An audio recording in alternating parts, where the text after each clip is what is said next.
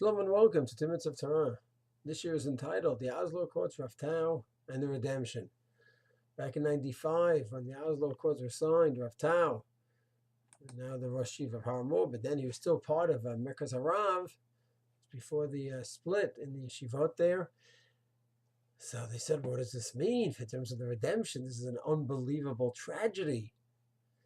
So Rav Tau said the redemption is like a parpar, a butterfly. What does that mean? So first you have an insect that's crawling, that's alive, that's vibrant.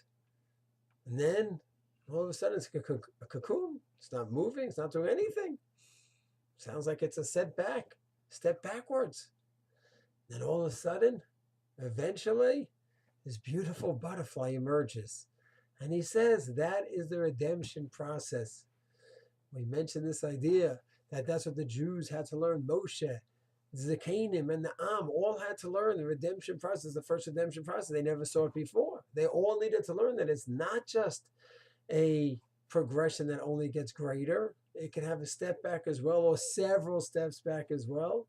So Rav Tau had a similar idea regarding the Oslo Accords, which we look back and I think most people, everyone who I think is objective, can see it was a disaster, arming our enemies who have no desire for peace at all. It was an unbelievable step backwards, and we could talk about the loss of lives and money and land. It was just a disaster in every way, in my humble opinion. So yes, it's a setback. So Rav Tau said, it's a parpar. Redemption is a butterfly. So you have a beautiful insect, God's creature. It's vibrant. All of a sudden, it seems like it's gone. Hibernation. Almost looks like it's dead. And then it flourishes again. That was the unfortunate setback of the tragic setback of the Oslo. And we have other setbacks as well. But in no way does that contradict our beautiful redemption process that I think we are in the midst of. Shalom.